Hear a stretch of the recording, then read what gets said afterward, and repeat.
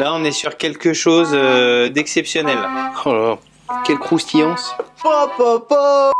Hello la team, j'espère que vous allez bien, moi ça va nickel. Et d'autant plus qu'on a quitté cette année 2020 qui nous a, faut se le dire, hein, bien saoulé, bien enquiquiné. Donc là, hop, on met next et puis on s'attaque à 2021. Parfaite transition pour vous souhaiter une excellente année, la santé, le bonheur, en espérant qu'on puisse se rassembler, qu'on puisse kiffer les amis, qu'on puisse cuisiner. Voilà, ça c'est vraiment une bonne idée pour 2021 et je vous souhaite vraiment, et ça c'est important, je vous souhaite vraiment pour 2021 de vous abonner. Regarde, il y a le petit bouton juste ici.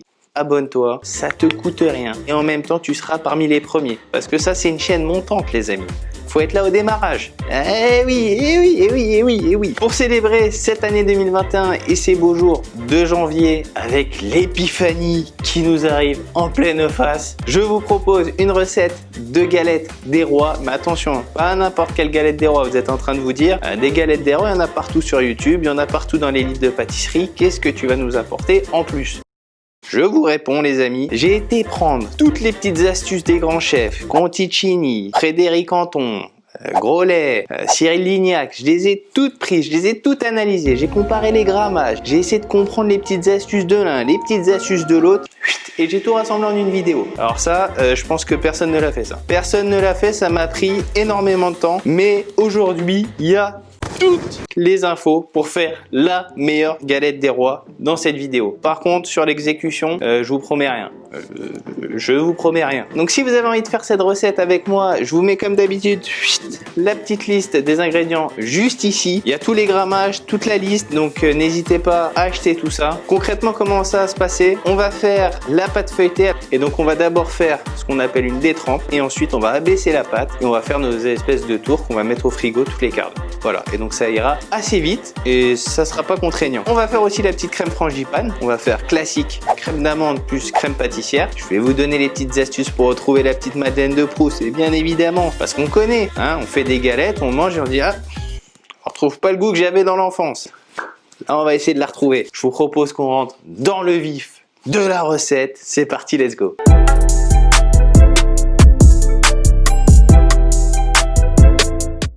On commence par la crème pâtissière. Donc là, j'ai tous mes ingrédients. Alors j'ai du lait, j'ai le sucre, j'ai les jaunes d'œufs, j'ai la poudre à flan avec un peu de farine et la petite gousse de vanille. Donc tout d'abord, on commence par mettre le lait à bouillir, tranquillou. Ensuite, on va prendre notre petite gousse de vanille qu'on va fendre en deux. Et là, on va venir récupérer nos petites graines avec le dos de la lame. Regardez comme c'est beau ça. Ça, on le met dans le lait. On effectue la même opération. Et on n'en perd pas une miette, on met nos deux petites gousses dedans directement dans le lait. Et là, on va les laisser infuser tranquillement. Ça va donner un petit lait vanillé du tonnerre. Là, on attaque avec le petit fouet. On va blanchir ce qu'on appelle le sucre. Donc, on met le sucre dans le cul de poule. On rajoute nos jaunes d'œufs. Les voici. Et là, on va blanchir.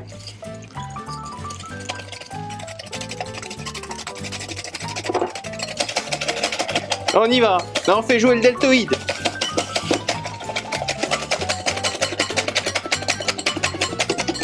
Voilà, là, ils sont bien blanchis. Regarde ça. Là, je peux te dire que ça c'est blanchi, ça. Donc là, maintenant, on va rajouter la farine plus la poudre à flan qu'on va tamiser. Et on mélange le tout tranquillement. Voilà, une belle mixture. Hop, on retire les gousses de vanille. Tac. Donc là maintenant je vais rajouter le lait chaud dans la préparation et on va cuire le tout pendant à peu près 6 minutes. Donc on va essayer d'abord de le faire dans le cul de poule. Si ça cuit pas, on le rajoutera sur le feu.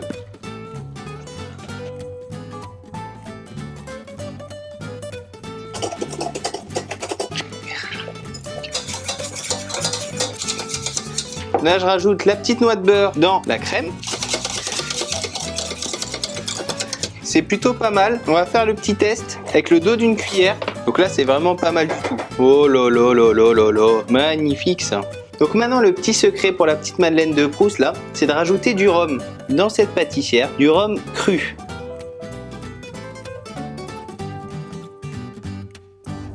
Ok, donc maintenant on va faire la petite crème frangipane. Pour les ingrédients, j'ai pris du sucre glace, donc ça c'est la petite astuce, utiliser du sucre glace. La crème pâtissière, j'en ai pris 50 grammes. La poudre d'amande, alors là, je vous conseille vraiment de la faire vous-même. Donc moi, ce que j'ai fait, c'est que j'ai pris 100 grammes d'amandes, je les ai tout simplement mixées, et ça me permet justement d'avoir des grains un peu plus épais, et ça a donné quelque chose de bien plus texturé dans la bouche, bien plus sympathique. Donc c'est beaucoup mieux, il y a beaucoup plus de goût. Et enfin, j'ai pris 2 œufs. Et pour le beurre, j'ai 100 grammes, et vous voyez, il est vraiment pommade. On va mélanger le sucre glace avec le beurre. On va bien remuer tranquillement. Ensuite, je vais rajouter les œufs un par un. Je vais bien vérifier qu'ils sont pas pourris. Et bien, donc je le mets. On le fait un par un. Le premier.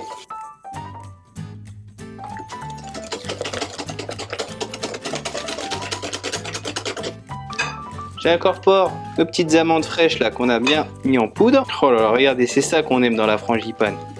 C'est ça qui est beau, regardez-moi cette couleur. Alors la frangipane, il faut pas trop la fouetter, sinon vous allez incorporer de l'air et puis à la cuisson, ça va pas le faire en fait. Et maintenant, je rajoute ma crème pâtissière.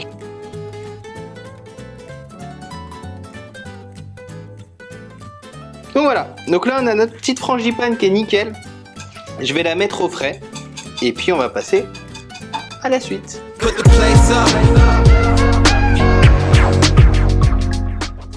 Alors pour cette pâte feuilletée, on va faire un feuilletage classique, c'est-à-dire qu'on va mettre le beurre dans la pâte. Donc la pâte, c'est ce qu'on appelle la détrempe et c'est ce qu'on va faire tout de suite. Alors, pour cette petite détrempe les potes, quelques astuces. J'utilise 2 farines, 2 tiers de T55 et 1 tiers de T45. Alors, pourquoi utiliser de la T55? C'est tout simplement parce que ça va donner plus de mâche et un peu plus de corps dans la pâte feuilletée et ça va être bien meilleur. Donc là, j'ai mes 2 types de farine. Je vais rajouter du sel. Alors, je vous préconise de mettre de la fleur de sel. Je rajoute un petit peu de sucre dans la pâte. Alors, pas tout le monde le fait, mais visiblement, c'est la petite astuce. Donc, je rajoute du sucre glace. Et là, on va faire tourner à vitesse 2 tranquillement. Et on va rajouter l'eau. J'ai pesé l'eau. Je vous invite aussi à le faire. Il faut bien la peser pour que ça soit précis. Pour 400 g de pâte, 200 g d'eau. Donc, on va la rajouter progressivement. Et l'idée, c'est de mettre 80% de l'eau et de voir si la pâte est assez dense, si elle est assez, si elle a assez de corps. Et si elle en a assez, on met que 80%. Voilà, c'est ça la petite astuce. Donc là j'arrête, on va regarder un peu comment elle est. On voit que là la pâte elle commence déjà à avoir un peu de corps. Vous voyez, là elle a un peu de corps. Donc c'est pas mal du tout. Donc là on va ce qu'on appelle corner la pâte. Donc on va aller récupérer l'excédent de farine qui est en bas du robot. Et on repart pour un petit tour. Donc là je vais devoir ajouter de l'eau.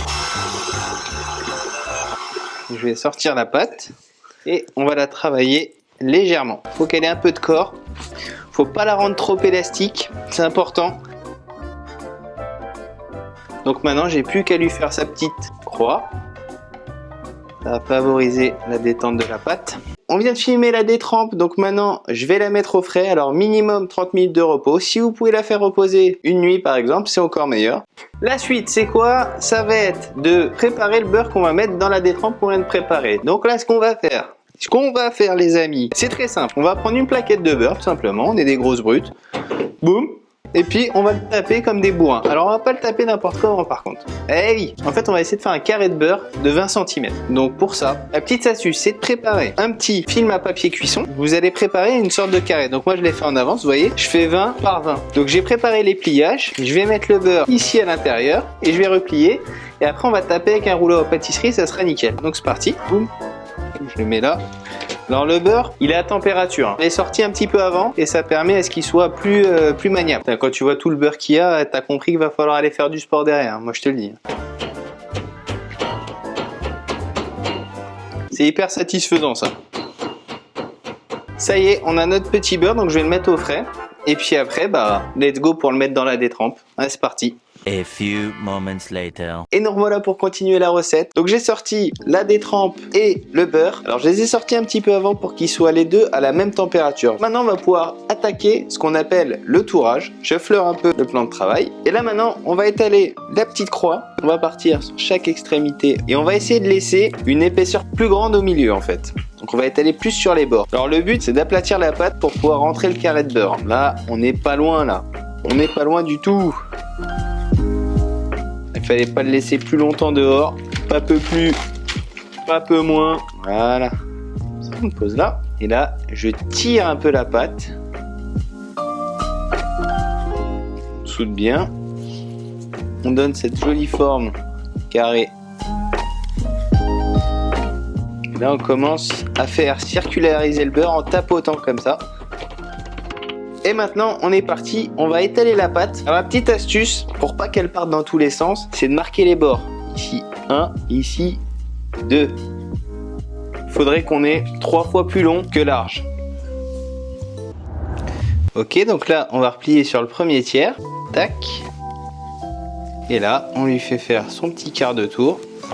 Regardez ce petit croissant là, c'est pas magnifique. Alors pour résumer là, la petite astuce c'est vraiment au démarrage de faire des petites bosses comme ça pour bien allonger la pâte et qu'elle soit toute droite, bien rectiligne. Et puis aussi de passer la main sous la pâte et de la dégager en fait du plan de travail. C'est ce qui va permettre à ce qu'elle glisse plus facilement derrière. Vous lui remettez un peu de farine et c'est nickel. Donc maintenant je la filme et puis on se retrouve juste après pour le second tour.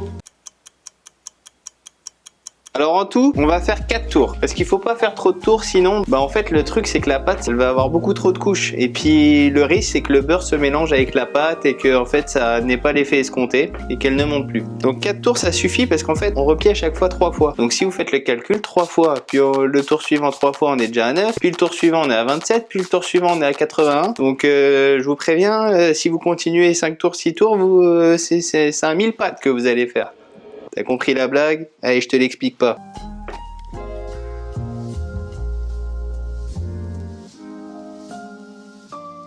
Oh là, c'est beau ça. Et donc là, pareil, un quart de tour, on aura cette partie-là sur la droite. Donc là, c'est parti, on se retrouve pour le troisième tour. J'ai l'impression que je suis passe-partout, moi, aujourd'hui, avec Craquelé.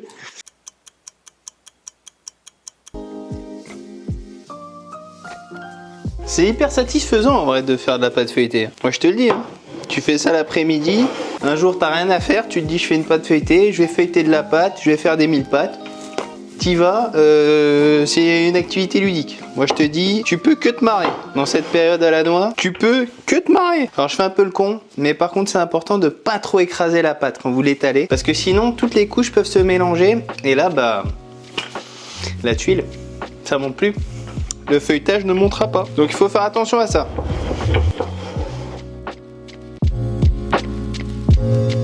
Et voilà, c'est parti. On la filme et on se retrouve pour le 4e tour.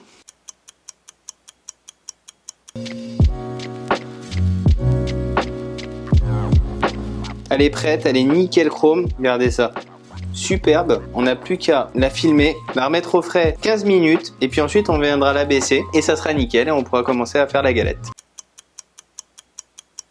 C'est parti, je vais fleurer mon plan de travail comme d'habitude, tel un italien. On va essayer d'atteindre le 0,7 mm environ, donc un peu moins d'1 cm d'épaisseur. J'utilise des petits emporte-pièces comme ça, à gâteau. Et puis on va faire 2 cercles, un de 26 mm et un de 27 mm. Un peu plus grand que l'autre, ça sera le chapeau. Comme on va rétracter la pâte sur l'autre, on prévoit une petite marge.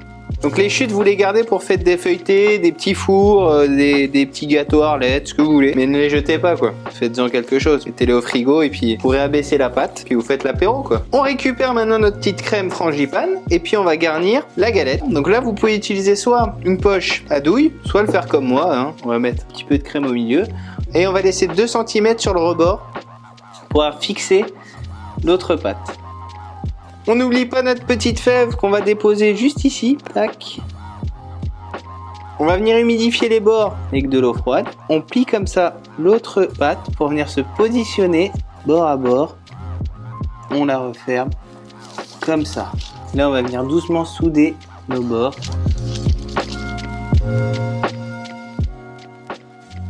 Maintenant, on va attaquer ce qu'on appelle le chiquetage. Donc, c'est assez simple. La technique, j'ai compris. Faut mettre les doigts comme ça. Donc, avec l'index, l'annulaire. Appuyer vers l'avant sur la pâte. Et en même temps, avec le dos du couteau, rentrer avec le couteau, mais de biais. Donc, comme ça. Essayez de bien le faire à la caméra. L'idée, c'est qu'on retourne la galette. C'est hyper important parce que sinon, à la cuisson, elle risque de monter dans tous les sens. Attention, 3, 2, 1, interdit à moins de 18 ans. Hop là. Maintenant, on passe à la dorure. Donc là, soit vous le faites au jaune d'œuf et ensuite derrière, vous avez les recettes traditionnelles avec un sirop pour glacer à la fin, pour que la galette soit brillante. Soit, vous allez faire comme moi. J'ai trouvé le petit secret. Alors, je sais plus qui l'avait donné. Je l'ai fini par le retrouver. Mais le petit secret, c'est de mélanger, en gros, les jaunes d'œuf et 10% de la quantité de jaune d'œuf de crème liquide avec un petit peu de fleur de sel. Et normalement, pas besoin de faire un glaçage du coup derrière, pas besoin de tout ça. Ça va être nickel. Donc voilà, moi je l'ai fait. On va dorer notre galette. Alors quand on la dore, on s'arrête avant les bords parce que sinon, ce qui va se passer, c'est que ça va solidifier les bords et elle va plus monter la galette. Ça, c'est parfait. Donc maintenant, on va les laisser 1 heure au frigo et ensuite on ira lui faire une petite dorure tranquillou pilou et enfourner au four et normalement on a quelque chose de sublime. Donc c'est parti, à tout à l'heure. Next step les amis, on va faire le quadrillage. Donc là j'ai essayé de regarder vraiment les beaux quadrillages et je vais vous proposer celui-là qui me semble être le plus sympathique. Donc ce qu'on va faire c'est un premier trait avec le dos du couteau. On trouve pas, surtout pas la pâte, hein. Hop là, comme ça.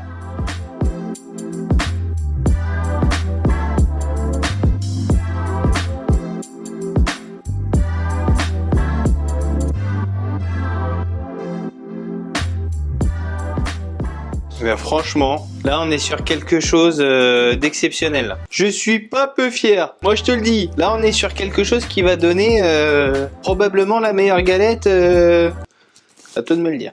À toi de me le dire. Bon, allez, on passe à la suite. Maintenant, ce qu'il faut faire, c'est des petites cheminées. Parce que sinon, ça va condenser à l'intérieur. C'est pas ce qu'on veut. Donc on va essayer de lui faire 4 petits trous au nord, au sud, un peu à l'est, un peu à l'ouest. Donc des petits trous coquins, on va les appeler comme ça. Les trous Vizsla. C'est le trou, il te sert à faire quelque chose, mais tu le vois pas.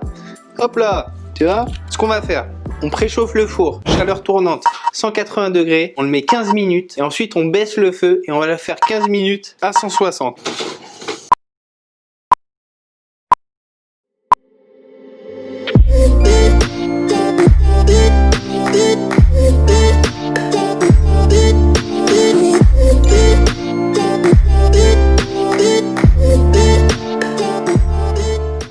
Maintenant, on passe les amis à la dégustation. Donc là, je vais pas la manger tout seul bien évidemment. On va faire des petites parts, mais je vais quand même faire le petit test habituel les amis. Et couper des petites parts.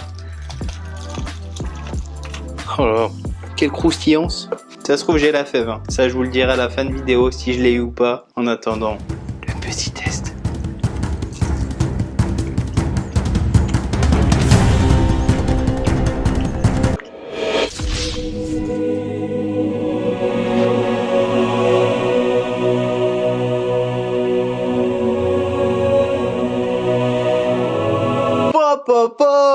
Ça c'est une tuerie ça.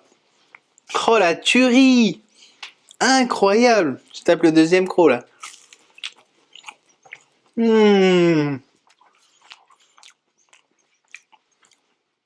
Archi validé. Ça prend du temps, mais c'est autre chose. Là c'est autre chose. Donc si t'as kiffé cette petite vidéo de début d'année, mets un pouce bleu. Lâche un petit com, abonne-toi à la chaîne, ça ne te coûte rien. Et sinon, entre-temps, je vous souhaite une excellente année les amis. Prenez soin de vous, à bientôt, peace.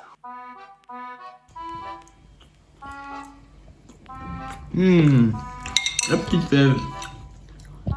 C'est la note qui régale.